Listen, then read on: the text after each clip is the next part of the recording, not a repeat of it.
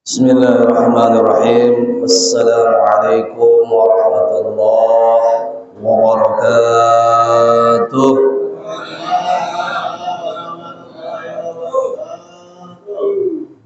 Alhamdulillahil wahidil qahhar, al-azizil ghaffar, fasholli ala nuril anwar wasiril asrar wa tiryaqil aghyar wa miftahi babil yasar Sayyidina wa maulana Muhammadinil mukhtar wa alihi al-athhar wa ashabihi al-ahyar adada ni'amillahi wa ifdalihi. Asyhadu an la ilaha illallah wahdahu la syarika lah, asyhadu anna Muhammadan abduhu wa rasuluhu la nabiyya ba'dah. Allahumma fassalli wa sallim wa barik ala sayyidina Muhammad wa ala ali sayyidina Muhammad, amma ba'du. Faqad qala Allah ta'ala fi kitabihil karim, a'udzu billahi minasy syaithanir rajim. Bismillahirrahmanirrahim. Yarfa'illahu alladhina amanu minkum walladzina utul ilma darajat.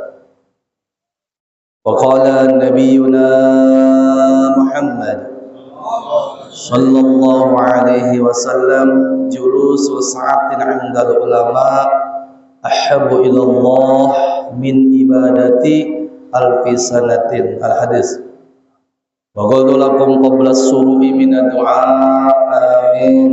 Allahumma rabbi shrah li sadri wa yassir li amri wahlul 'uqdatam min lisani yafqahu qawli.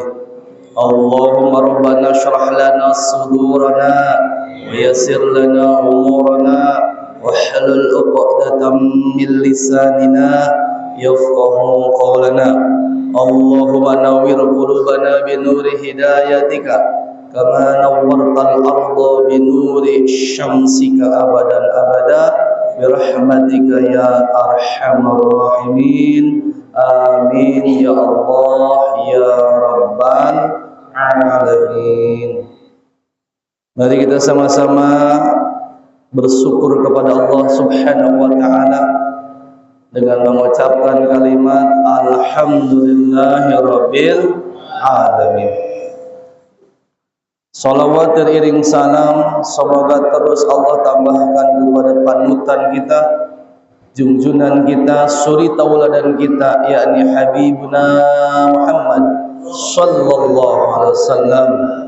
Mudah-mudahan beliau berkenan memberikan syafaat di dunia, terlebih kelak di yaumil mahsyar. Amin ya rabbal alamin. Jamaah yang dirahmati Allah Subhanahu wa taala, bil khusus yang sama-sama kita hormati Ketua DKM, juga kepada wakil ketuanya dan pengurus semua DKM Shalah al-Muhajirin. Mudah-mudahan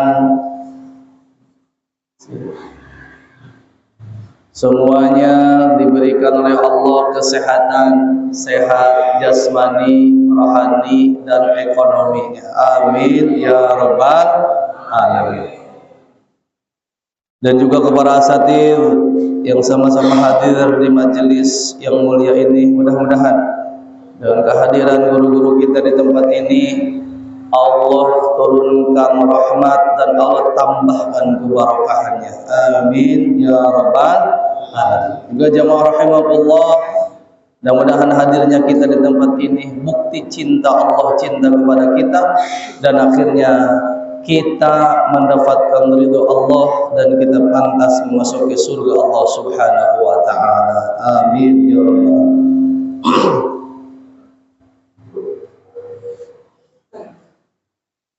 Sebelum kita lanjutkan bahasan kitab Tanqihul Qaul, kita kirim hadiah dulu pada pengarang kitab ini. Mudah-mudahan dengan kita membaca, mengirimkan suratul Fatihah, mudah-mudahan kita diakui beliau sebagai muridnya dan insyaallah pengarang kitab ini ahlul khair ahlul jannah. Amin ya rabbal alamin. A'udzu billahi minasyaitonir rajim. Bismillahirrahmanirrahim. Ila hadratin nabiyil mustafa rasulillah Muhammad sallallahu alaihi wasallam wa alihi wa sahbihi wa azwajihi wa dzurriyyati ajma'in wa khususan mu'allif hadal kitab Asy-Syaikh Muhammad bin Umar Nawawi Al-Bantani. Syaikhul lahumul Fatihah. A'udzu billahi minasy syaithanir rajim. Bismillahirrahmanirrahim. Alhamdulillahi rabbil alamin. Ar-Rahmanir Rahim. Maliki yaumiddin. Iyyaka na'budu wa iyyaka nasta'in. Ihdinas siratal mustaqim. Siratal ladzina an'amta 'alaihim ghairil maghdubi 'alaihim waladdallin. Ighfir lana wa liwalidayna amin. Wa ila ruhi jami'il qubur susan ila ruhi. Sebutkan ahli kubur kita masing-masing. Khususan ila ruhi, khususan ila ruhi Allah subhanahu wa ta'ala, khususan ila ruhi basmati, khususan ila ruhi Haji Muhammad Jamil Waibatu Ghafarallahu lahum syai'ulillahi lahumul Fatihah. A'udzu billahi minasy syaithanir rajim. Bismillahirrahmanirrahim. Alhamdulillahi rabbil alamin. Ar-Rahmanir Rahim. Maliki yaumiddin. Iyyaka na'budu wa iyyaka nasta'in. Ihdinas siratal mustaqim. Siratal ladzina an'amta 'alaihim ghairil maghdubi 'alaihim waladdallin. Ighfir lana wa liwalidayna amin. Bismillahirrahmanirrahim. Bismillahi ngawiti ingsun alinuhunakan pitulung kalawan jabat jenengan yaiku Allah Ar-Rahmani sifate Allah kang maparin cilik-cilik nikmat lan tur kang maparin agung-agung nikmat ing dalam dunya lan akhirat. Ar-Rahimi sifate Allah kang maparin cilik-cilik nikmat ing dalam akhirat papa. Al-babu tasi'u utawi iki iku bab tasi'u yang ke-9 iku fi fadilati sholati jamaati, menjelaskan tentang fadilah keutamaannya sholat berjamaah. Pada pertemuan yang sudah lalu saya sudah menerangkan, cuman belum selesai. Jadi pada pertemuan kali ini kita akan selesaikan bab tentang fadilah atau keutamaan sholat berjamaah. Dan alhamdulillah kita baru selesai menyelesaikan sholat maghrib berjamaah. Mudah-mudahan sholat yang kita lakukan diterima di sisi Allah Subhanahu wa ta'ala. Amin ya Allah ya Rabbal alamin. Di dalam kitab Tanqihul Qaul karangan Imam An-Nawawi Al-Bantani banyak sekali keutamaan-keutamaan sholat berjamaah, dan diantaranya mungkin Bapak sudah paham, bahkan ada yang sudah hafal hadis-hadisnya. Yang sudah paham kita mengingat lagi, yang belum hafal kita sama-sama baca lagi. Mudah-mudahan selain dari hafal dan paham, kita bisa melaksanakannya dalam kehidupan kita sehari-hari. Melaksanakan salat itu berjamaah. Bismillahirrahmanirrahim. Hadis yang selanjutnya, wa qala sallallahu alaihi wasallam, afdhalu salati indallah afdalu sholati indallah, paling afdolnya salat indallahi ta'ala, di sisi Allah subhanahu wa ta'ala, salatus subhi, yaitu salat subuh, yaumal jumu'ati fi jama'atin, yaitu di hari Jumat dan berjamaah. Jadi kata Rasulullah, paling utamanya salat di sisi Allah subhanahu wa ta'ala yaitu salat subuh di hari Jumat dan berjamaah. Berarti ketika kita melaksanakan salat subuh itu dibandingkan dengan salat-salat yang 5 waktu, pahalanya lebih besar subuh. Apalagi ada hadis salat sunat 2 rakaat saja itu lebih baik daripada dunia dan isinya, itu salat sunat. Bagaimana dengan berjamaah? Nah, tapi khusus ada keafdalan lagi kalau kita melaksanakan salat subuh berjamaah di hari Jumat, maka ini paling afdol di sisi Allah subhanahu wa ta'ala. Makanya kalau salat Jumat itu luar biasa. Kenapa? Karena sayyidul ayam, rajanya hari. Wa qala sallallahu alaihi wasallam, man sholat, barang siapa yang sholat man sholat, barang siapa yang sholat subhi, yaitu sholat subuh, fi jama'atin, dan diberjamaahkan, summa jalasa, kemudian dia duduk tidak meninggalkan tempat sholat tadi, yadhkurullahu ta'ala, kemudian dia berzikir kepada Allah subhanahu wa ta'ala, hatta tatlu'u syamsu, sehingga keluar matahari, kana maka ada lahu kepada orang tadi sitrun, penghalang minanar, dari neraka, wabariun minanar, dan akan bebas dari api neraka. Oh, Masya Allah. Amin ya rabbal alamin. Mudah-mudahan jangan cuma amin doang kita laksanakan ini. Bukan cuman amin tapi harus amal ya. Nah, sewaktu-waktu mah kita jangan pulang dulu tuh salat subuh teh. Ya man, hayu sare balik balik. Ya sebulan sekali ke seminggu sekali nggak apa-apa. Nih, mafhum mukhalafahnya dari hadis ini, kata Rasulullah SAW, barang siapa yang sholat subuh berjamaah, sholat subuhnya syaratnya berjamaah. Ya, summa jalasa, kemudian berarti nyambung, nggak ada jeda. Kemudian summa jalasa yadhkurullaha ta'ala, dia duduk tidak meninggalkan tempat sholat tadi. Maksudnya kalau udah di sini enggak, maksudnya nggak meninggalkan masjid. Mentang-mentang meninggalkan, kita mau ke WC enggak lah, daripada kebelet di sini. Maksudnya nggak meninggalkan musola ini, ya. Kemudian dia berzikir kepada Allah hatta tatlu'u syamsu, sehingga keluar matahari. Karena maka ada lahu kepada orang tadi sitrun minan nar, yaitu penghalang dari neraka. Jadi dia akan dihalang dari api neraka. Wa bari'un minan nar, dan dia akan bebas dari api neraka. Alhamdulillah. Pingin Pak lepas dari neraka? Pingin nggak? Pingin bebas dari neraka? Pingin. Tapi ngelakuinnya agak males ya.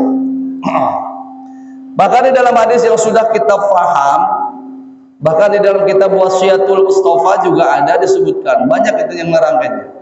Ada juga dalam hadis Tirmizi disebutkan, man sholal ghodati fi jamaati, barang siapa yang melaksanakan sholat subuh berjamaah, summa qa'ada yadhkurullaha, kemudian dia duduk berzikir kepada Allah Ta'ala hatta tatlu asyamsu, sehingga keluar matahari, ya, summa sholla raka'ataini, kemudian dia sholat 2 rakaat, kanat lahu, maka ada lahu kepada orang tersebut ka ajri hajatin, maaf, yaitu seperti dia haji wa umratin dan umroh. Kalau kita bayar haji nggunya antri, umroh duitnya orang. Ya, tapi pahalanya dapat kalau kita habis sholat subuh, kita tidak meninggalkan duduk berzikir kepada Allah. Mau baca Quran silahkan, mau sholawat silahkan. Ya, di situ maka dia akan mendapatkan pahala haji dan umroh. Qala Rasulullah sallallahu alaihi wasallam, tamatun, sempurna apa pahalanya. Ya, berarti Ustaz kalau kita ngelaksain salat isya nggak perlu haji dan umroh, bukan begitu.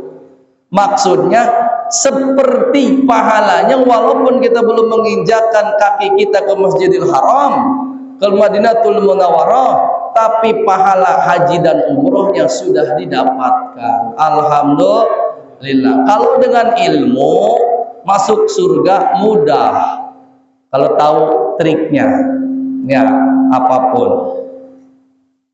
Jadi mudah-mudahan jamaah rahimakumullah. Aduh Ustaz, males orang ya nggak apa-apa lah, males gitu.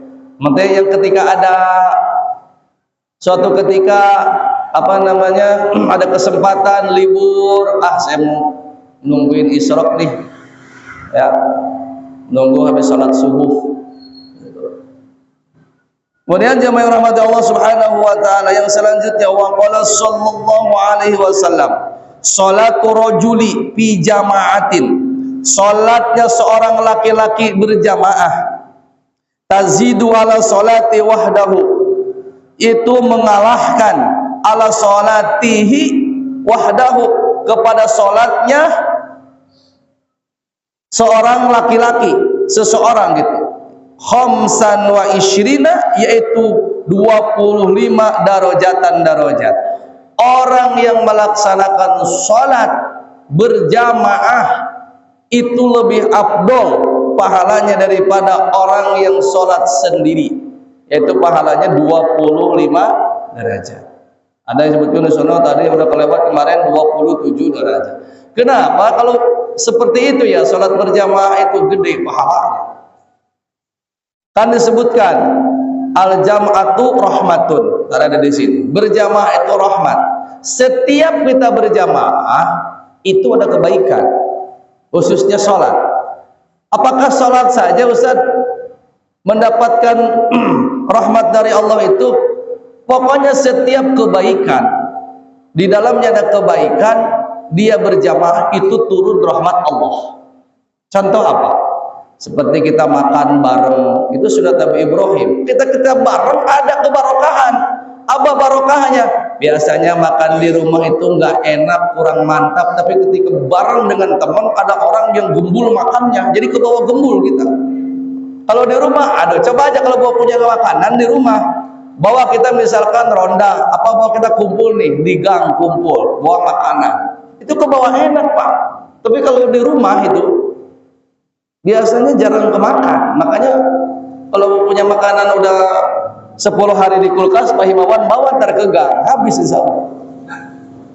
Ya, kenapa? Karena setiap berjamaah berkumpul itu adalah rahmat. Tapi berkumpul jangan berkumpul maksiat, tapi berkumpul kebaikan. Ya, contoh juga kalau kita lewat ke satu istana atau kuburan, misalkan takut Pak, 1 orang, 2 orang, tapi kalau ada 5 orang, 6 orang, itu jadi berani. Kenapa? Karena di situ ada kebaikan, kebarokahan. Coba kita kalau jalan sendirian ke kuburan jam 12 malam, kan agak tengok ya, kanan kiri. Tapi kalau ada 4 orang, biasa aja. Sama tuh berjamaah. Ya. Jadi kalau berjamaah, setiap yang berjamaah itu adalah rahmat, kebaikan, kasih sayang Allah. Seperti kita kerja bakti di RT gitu, ya. Walaupun yang seringnya Pak RT luar biasa. Itu kebaikan. biasanya ngebenerin got oleh sendirian, tapi ketika dengan satu gang kerjasama cepat itu beres. Makanan juga cepat habisnya, saking barokahnya. Alhamdulillah. Nah, jadi berjamaah itu adalah rahmat dari Allah. Jadi jamaah yang rahmat Allah Subhanahu Wa Taala. Nih kalau ngaji juga begini. Salah saya misalkan ngomong begini, yang hadirnya cuma satu orang, agak males juga ngomong. Tapi kalau banyakkan begini enak tuh. Ya, apalagi ada makanannya, alhamdulillah. Jadi 25 derajat. Faidah sholaha.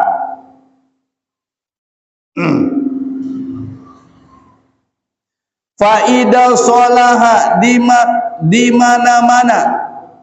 Tatkala sholat ya seseorang biardin falatin di tanah falatin itu di tanah sempalan. Maksudnya ada tanah nih, lapangan begitu, nggak ada masjid, sholatnya di situ, gitu ya.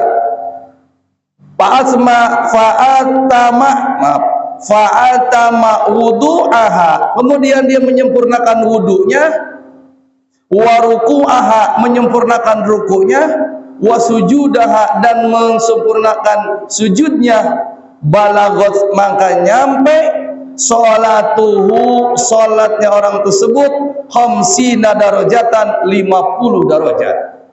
Ya Allah, kalau kita sholat nih di lapangan, di tanah palatin itu, ardin palatin, tanah palatin itu tanah lapangan, kita sholat di situ Pak, itu pahalanya lebih gede lagi, 50 derajat. Jadi enak loh. Jadi tidak ada istilahnya kita nggak bisa sholat, misalkan mohon maaf nggak punya rumah, dimanapun ketika ada waktunya sudah masuk sholat, laksanakan sholat. Nah makanya di sini disebutkan walaupun di lapangan, di tanah yang palatin tadi, di lapangan, maka itu pahalanya malah lebih besar. Kenapa? Karena nilai mujahadahnya luar biasa.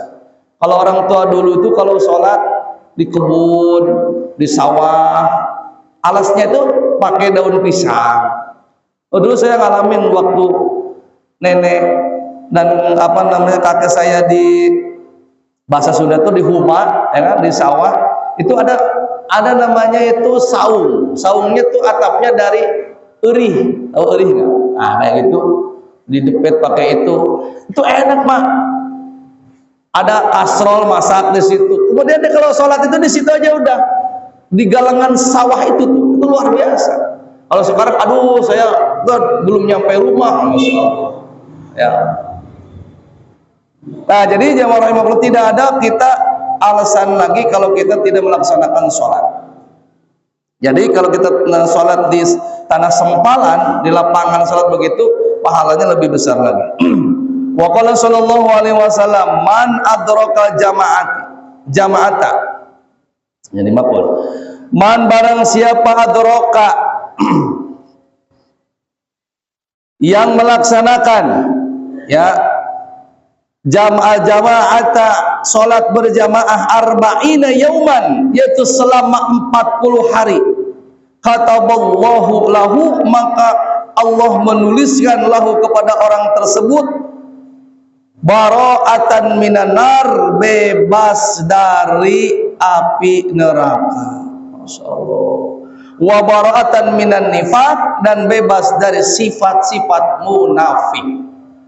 Nih, Bapak selama 40 hari tidak lepas sholat berjamaah. Zuhur berjamaah, asar berjamaah, maghrib berjamaah, isya berjamaah, subuh berjamaah, 40 hari. Maka bebas dari api neraka dan bebas dari munafik. Boro-boro 40 hari Pak. Satu hari saja kita jangan lepas berjamaah, bisa nggak kira-kira? Satu hari satu malam, zuhur, asar, apalagi maghrib, isya, subuh, sehari semalam jangan lepas sholat berjamaah. Kita kadang ada bolongnya nggak jamaah? Kadang maghrib di perjalanan, isya kecapean, subuh turu capek. Zuhur sibuk. Wah, ya Allah. Kalau kata dia sholat, pas dilihat sholat maghrib 5 menit lagi mau isya, dia baru sholat. Kata dia masih mending Ustaz sholat. Orang lain mah nggak sholat. Tapi tiap hari begitunya. Ya kalau misalnya sekali lah masih mending, ini mah tiap hari begitu. Aduh ya Allah. Ya, nih jadi 40 hari itu luar biasa berarti yang istiqomah itu. Kita coba, ya target kita coba sehari ini, sehari semalam yang 5 waktu kita biasakan berjamaah. Di PT Ustaz, jadi PT dulu saya waktu di PT itu sholat itu kadang kan kalau sholatnya kecil nggak muat semuanya tuh, nggak apa-apa, nanti kita ketika di PT nyari orang, jangan mau sholat dulu kalau nggak ada temennya. Ada al-jama'atul rahmatul. Yang bagusnya kan awal waktu berjamaah, kan begitu ya. Nah gitu Pak, jangan pernah kita mau sholat kalaupun kita misalkan nggak ada temennya, karena rugi. Bagaimana Ustaz kalau misalkan kita ke rest area, contoh, ada orang, kita udah sholat nih berjamaah, kemudian ada orang datang, satu orang nih orang, ya orang ini, kemudian orang ini nyolek kita, sholat yuk, kata dia itu, kata kita saya udah sholat, ya apa-apa, sholat lagi begini, kata kita ngapain itu ikut Pak sholat, nggak jadi masalah. Jadi ikut membantu dia untuk mendapatkan pahala berjamaah, boleh begitu.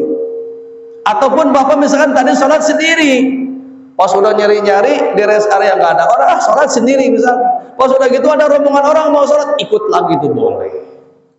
Luar biasa Pak. Tapi ada nggak orang begitu? Ada. Nah tadi juga udah sholat, ngapain sholat? Udah. Atau misalkan begini, seorang suami sholat ke masjid berjamaah karena ingin mencontohkan istrinya sholat berjamaah, habis dari musola pulang ke rumahnya langsung sholat berjamaah dengan istrinya, sholat lagi. Ada nggak yang kayak gitu? Ada nggak kayak gitu Pak? Boro-boro diajarkan Pak ingin berjamaah, Allah gue udah sholat, ngapain? Saya pengen dengar suara merdu ayah, enggak. Udah sholat juga udah kelamaan ini imamnya tadi. Bacanya juga lama ini imam. Wah, diomelin. Itu ya. Jadi boleh seperti itu, Pak. Seperti ada yang nanya, boleh enggak Ustaz sholat duha tahajud diberjamaahkan? Boleh untuk belajar, untuk ta'abud, ya, untuk ubudiyah boleh. Jadi jamaah rahmat Allah Subhanahu wa taala jangan pernah meninggalkan sholat berjamaah. Kenapa? Karena sholat berjamaah itu ada rahmat, arti rahmat itu kasih sayang Allah. Artinya orang yang makmum itu kan macam-macam. Ada yang paham kebacaannya, ada yang fasih, ada yang enggak. Ketika imamnya ada nanti jadi imam, maka itu yang tidak fasih, yang tidak khusyuk, maka semuanya itu ikut khusyuk dan fasih. Alhamdulillah. Seperti kita beli pisang satu tandan, yang gede yang kecil itu harganya sama nggak? Sama Pak. Tapi kalau misalkan dipisah itu yang gede harganya agak mahal, ya kan? Kalau yang kecil-kecil itu ya elah udah bontotnya itu harganya juga beda, begitu ya. Jadi ada lantar dipikir dibahas itu. Jadi jamaah rahmat Allah Subhanahu wa taala, sekali lagi jangan pernah kita meninggalkan sholat berjamaah. Ini 40 hari di sini maka akan bebas dari api neraka dan munafik. Ya. Munafik itu kalau kata orang Jawa mah di depan enggih, di belakangnya ngejebengan. Gitu. Itu orang munafik. Di zaman Rasulullah orang munafik itu ngaji, taklim ikut dengan Rasulullah. Ketika perang dia mengutarakan ide. Tapi ketika perang dia ngegerogotin dari dalam. Udah ngapain kamu ikut Rasulullah? Begini-begini. Dibocorkan strategi perang Rasulullah ke musuhnya. Itu orang munafik lebih bahaya daripada orang kafir. Dia berteman dengan kita, bertetangga dengan kita. Waduh, ngomongnya iya tapi di belakang. Jangan dikasih tahu ya, saya ngomong ke ente doang ya. Ya. Jangan dikasih tahu malah dikasih tahu. Itu ciri munafik kan 3 begitu. Di zaman Rasulullah itu banyak yang begitu. Ngaji dengan Rasulullah, sholat berjamaah dengan Rasulullah, strategi perang tahu dia, perang ikut perang, tapi ketika di medan perang dia tidak membantu Rasulullah, nyaris dia untuk nyari kelemahan dan membocorkan strategi perang baginda Nabi kepada musuhnya. Bahaya orang munafik. Munafik itu nggak pernah kelihatan. Kalau musuh kelihatan nggak? Kelihatan, tapi kalau orang munafik nggak kelihatan. Disebutnya peribahasanya musuh dalam selimut. Kalau musuh dalam selimut kita siapa deh? Ya istri kita. Apalagi hujan begini, waduh musuh dalam selimut. Ya, nah itu mah musuh dalam selimut membawa nikmat itu. Terus jamaah Allah Subhanahu wa taala yang selanjutnya. Wa qala sallallahu alaihi wasallam man sholat bardaini. Nah ini, barang siapa yang sholat bardaini, bardaini itu sholat yang dingin. Sebutkan kata ulama, bardain itu sholat subuh dan sholat asar. Coba Bapak bandingkan sholat subuh dengan sholat asar, bandingkan coba. Tingkat kesulitannya sholat. Apalagi berjamaah. Apalagi kalau subuh. Subuh lah udah biasa. Ini asar, di asar. Asar mau tidur, baru tidur. Aduh udah ada. Merem lagi, bablas. Ya. Nggak tidur, puyeng ini.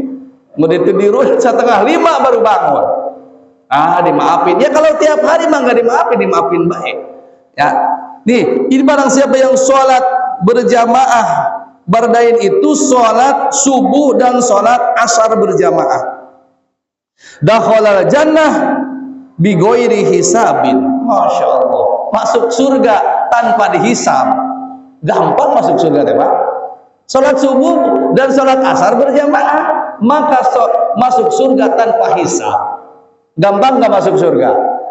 Kata siapa susah? Gampang. Pertanyaannya, kalau subuh dan asar berjamaah nggak sholatnya? Ya kadang Ustaz. Iya, 40 hari Pak, 40 hari bisa nggak? Asar ini alhamdulillah saya awal waktu, bahkan adzan saya Pak.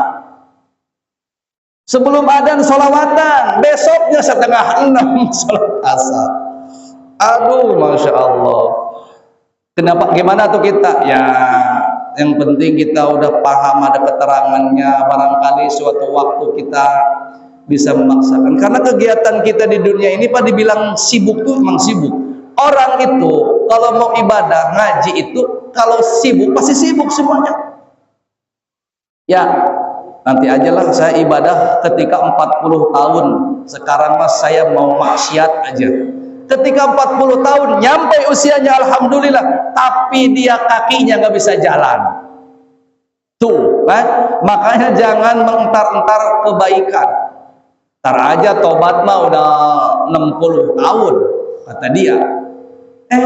59 tahun 11 bulan meninggal. Wah, rugi banget ya. Jangan pernah mengantarkan kebaikan. Ya. Coba Pak, kalau kita bersolat berjamaah nih, termasuk saya. Kalau kita lagi sakit, dengar azan di musola, apalagi kita dengar imam di musola baca Fatihah, kita mau jalan ke sini nggak kuat beriangan, Bapak sedih nggak pengen berjamaah? Sedih nggak? Ya Allah. Kita baru nangis kepada Allah, ya Allah, sembuhkan saya ya Allah. Saya pengen sholat berjamaah ya Allah. Pas udah sembuh, orang berjemaah. Begitulah manusia. Ketika udah sakit, ya Allah hamba sembuhkan di penyakit, ya Allah hilangkan, ya Allah rematik, meriangan, pingin sholat berjamaah, ya Allah saya kangen, ya Allah berjamaah. Kalau malaikat punya nafsu, doain mata buaya kata malaikat. Pas udah sembuh lagi, ya Allah subuhnya setengah genep di baik. Ya Ustaz ngomong, ya ini kan motivasi buat saya, buat kita, begitu ya.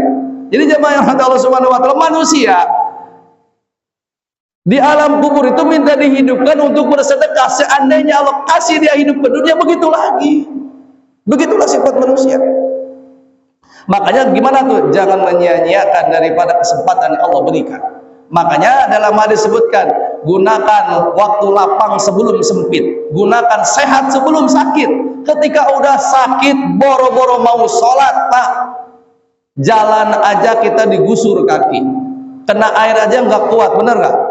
Ngomong aja udah males dengan istri kita, apalagi mau sholat. Masya Allah. Makanya ketika sehat, siapkan semua amal kebaikan kita sebelum madharat kepada kita datang. Yang selanjutnya jemaah yang rahmati Allah Subhanahu wa taala. Wa qala sallallahu alaihi wasallam, "Man syahida salatan." Barang siapa syahida yang bersaksi atau berangkat salatan kepada salat al-jamaati, salat berjamaah. Barang siapa orang yang berjalan, syahidah itu kan arti logat secara harfiahnya itu menyaksikan, bersaksi, berarti dia berangkat, melihat gitu. Barang siapa yang berangkat menyaksikan salat berjamaah, kata Allah Ta'ala, maka Allah menuliskan lahu kepada orang tadi zahiban ketika dia berangkat, warajian ketika dia balik. Jadi berangkat dan baliknya, berangkat ke musola dan balik dari musolanya, maka Allah akan menuliskan asro hasanatin, 10 kebaikan. Bapak datang dari rumah ke musola, 10 kebaikan. Dari sini pulang lagi ke rumah, 10 kebaikan. Untung nggak kira-kira? Makanya jalannya pelan-pelan, kalau mulai muter dulu ke danau itu biar banyak kebaikan. Nah itu 10 kebaikan, Pak, Masya Allah. Apa itu kebaikan dari Allah? Pertama, dia diberikan oleh Allah kemudahan. Kemudian walaupun rezeki dia belum terpenuhi hari itu, tapi dia kasih ketenangan oleh Allah. Karena yang namanya rezeki itu begini, Pak. Rezeki ini kita itu diperintahkan oleh Allah di dalam Al-Quran surat Al-Baqarah kalau nggak salah 201 tuh ayatnya, yang sering kita baca, bahkan bayi saja udah apalin ayat ini. Apa coba? Rabbana atina fid dunya hasanah wa fil akhirati hasanah. Orang yang nggak bisa baca Quran, apa doa ini? Cuman kadang kita nggak diteliti nih makna dari ini. Coba, Rabbana, ya Tuhan kami, atina, berikan kepada kami, fi dunya, dunia, hasanah, kebaikan. Saya tanya, makna ini kita minta dunia, minta kebaikan dunia? Ya Bapak, salah juga nggak jadi masalah. Nih, Rabbana atina, ya Allah berikan kepada kami fi dunya, dunia tuh hasanah, kebaikan. Jadi kebaikan dunia. Saya tanya, minta dunia atau kebaikan dunia? Kebaikan dunia. Tapi saya tanya, dunia Bapak butuh nggak? Butuh dong. Cuman sebenarnya bukan masalah duitnya, bukan masalah nasinya. Kita makan nasi itu supaya dapat tenaga, betul nggak? Banyak orang yang makan nasi males, nggak ada tenaganya, betul nggak? Seperti begini, Bapak dan saya, kalau kita ibadah, kita pengen ibadahnya apa pengen ridho Allah? Ridho Allah. Berarti kalau kita misalkan, ya Allah, saya misalkan ini pengen punya duit, bukan masalah duitnya, tapi itu duit digunakan untuk kebaikan apa enggak? Jadi kebaikan di dunia. Kalaupun kita, ya Allah, nggak dikasih duit, mudah-mudahan saya masih bisa melakukan kebaikan-kebaikan di dunia. Contoh seperti kita punya duit, ya Allah berikan saya kebaikan di dunia. Apa kebaikan dunia? Punya duit, kita kasih ke masjid, majelis taklim, ke pesantren, anak yatim piatu. Nah itu kebaikan di dunia. Jadi kalaupun kita misalkan, ya Allah kasih saya makan inti untuk apa? Itu hukum makan itu Pak enggak sunat, enggak wajib, namanya mubah, boleh, wenang. Makan tidak dosa. Tidur juga sama, bukan sunat, bukan wajib, tapi wenang, boleh hukumnya. Tapi dia akan menjadi sunat, bahkan menjadi wajib kalau dicantelkan. Contoh begini, kenapa Bapak itu tidur? Supaya tidur itu saya nanti kuat, atau saya itu enggak Fresh badannya ketika melaksanakan sholat. Jadi ketika kita melaksanakan tadi makan, minum, tidur, itu akan menjadi wajib atau sunat kalau dicantekan dengan ibadah. Bapak tidur supaya nanti bangun sholat subuh itu jadi fresh badannya. Bapak makan supaya apa? Supaya nanti ada tenaganya ketika melaksanakan sholat. Nah itu ketika yang boleh itu dicantikkan dengan perkara yang wajib tadi atau yang sunat tadi, maka akan ikut menjadi wajib atau sunat.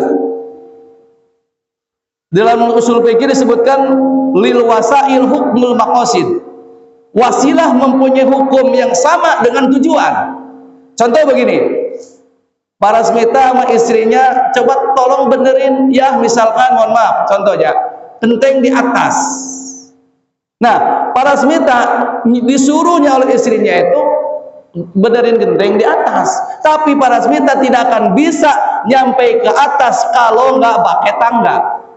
Berarti si tangga itu ikut wajib adanya. Kenapa?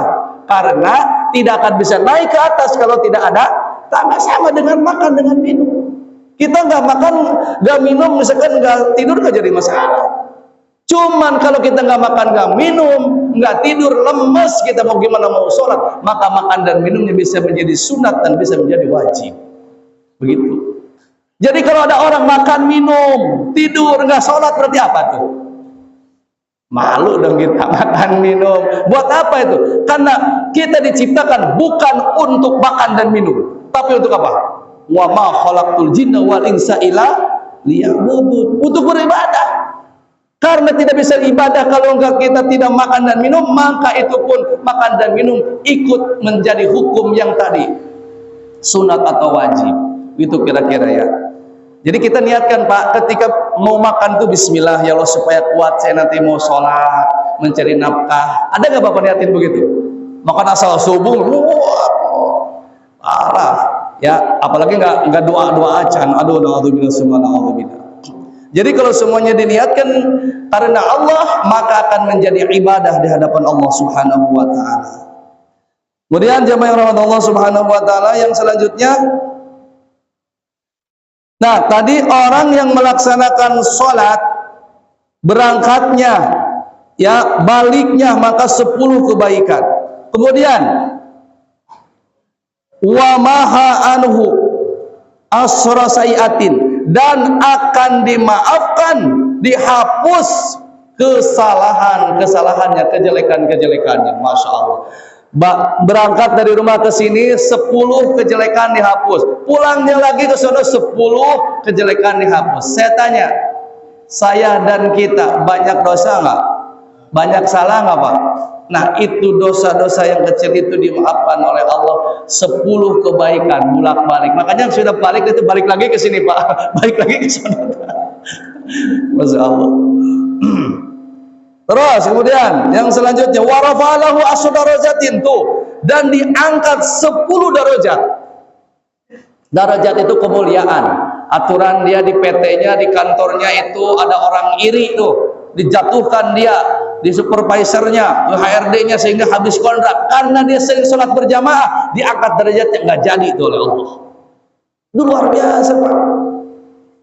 Seandainya dia benar ada yang iri di PT-nya, keluar dia di PHK, tapi Allah cari pekerjaan yang lebih baik. Itulah ada jalannya dari Allah. Kalau dia terus menjalankan, mendawamkan sholat berjamaah. Bisa. Gitu lagi ya. Nah jadi kira-kira untung nggak kita sholat berjamaah Pak? Untung ya, Masya Allah. Jadi kita itu sholat berjamaah itu kayak kita jualan borongan, diborongin aja udah dah. Jadi pada satu-satu masuk sudah digorongin udah tuh pasok tuh, itu ya. Jadi yang kecil, yang gede juga kadang yang dimakan itu yang kecil-kecil dulu biasanya. Kalau pisang, yang gede kan ntar gitu. Itu yang laku paling dulu itu yang kecil. Wa qala sallallahu alaihi wasallam, la salata jaril masjidi ila fil masjidi. Nah, tidak sempurna salat bagi tetangga masjid kecuali di dalam masjid. Kita kalau rumah ada di lingkungan musola masjid ini, sholatnya ke sono, orang sempurna itu sholatnya. Dan tidak sempurna sholat ya bagi tetangga masjid kecuali di dalam masjid itu sendiri. Udah tahu di sini dia warganya, sholatnya kemana gitu? Kata ini ada keterangannya di sini. Nah, bagaimana batasnya? Tetangga masjid itu 40 rumah ke kanan, 40 rumah ke kiri, 40 rumah ke depan dan ke belakang. Kita termasuk 40 rumah. Nah, kalau 40 rumah masuk ke situ, Bapak sholatnya ke yang lain, bukan masjid ini. Nggak sempurna sholat. Kata Nabi begitu. Ya kan, si Anu mana? Nggak ada, ke sono. Makanya di sini. Dan gitu ya. Jadi omongan lagi kurang benar. Qala sallallahu alaihi wasallam salatu jamaati rahmatun. Salat berjamaah itu rahmat. Wahiyya, dan salat berjamaah itu khairum minad dunya wa ma fiha. Tuh, salat berjamaah itu lebih baik dari dunia dan perkara yang ada di dunia ini. Wa jam'atu rahmatun, dan berjamaah itu rahmat. Wal magfiratu adzabun, dan berpisah itu sendiri itu adalah adab, siksa dari Allah. Kenapa? Kalau salat berjamaah nggak benar Fatihahnya, rukun yang lainnya nggak benar, ada imam, rahmat berarti. Tapi kalau sholat sendiri salah, adab, siksa, bukan sah sholatnya, bahkan mendapatkan siksa, tidak diterima. Na'udzubillah summa na'udzubillah. Makanya jangan pernah kita meninggalkan berjamaah. Ustaz saya udah paseh, saya mau di rumah saja. Saya maka kata Ustaz, kalau nggak paseh jangan di rumah. Kalau kita udah paseh, jadi imam di masjid, di musola, maka insya Allah pahalanya akan mendapatkan 27 atau 25 derajat. Walaupun Bapak khusyuk, paseh Fatihahnya, sholat sendiri, tetap 1 derajat, bukan 27 derajat. Kira-kira kalau duit mau 27 juta apa 1 juta? Iya, atau duit mah 27 juta Ustaz. Kalau masalah derajat mentar dulu lah, sibuk. Nah, begitu. Makanya kita kalau mau untung dunia dan akhirat, kejar akhirat, insya Allah dunia pun nanti akan mengikuti. Mudah-mudahan. Wabil khusus saya yang menyampaikannya, umumnya rahimahullah termotivasi. Ajak anak kita yang sudah balik ke sini berjamaah, ya, dan pegang anak kita yang lari-larian, sajadah batu ditincakkan baik. Ya, makanya diarahkan anak-anak kita supaya terdidik dari sedini mungkin, dan kita mudah-mudahan sampai ajal menjemput kita terus melaksanakan sholat dan berjamaah. Amin ya Allah ya Rabbal alamin. Mudah-mudahan manfaat. Mohon maaf kekurangan dan kelebihannya. Kita sama-sama tutup dengan membaca istighfar 3 kali dan doa kafaratul majelis. Astagfirullahaladzim, astagfirullahaladzim, astagfirullahaladzim. Subhanaka Allahumma wa bihamdika asyhadu an la ilaha illa anta astaghfiruka wa atubu ilaik. Wallahu muwaffiq ila qawamit thariq. Assalamualaikum warahmatullahi wabarakatuh.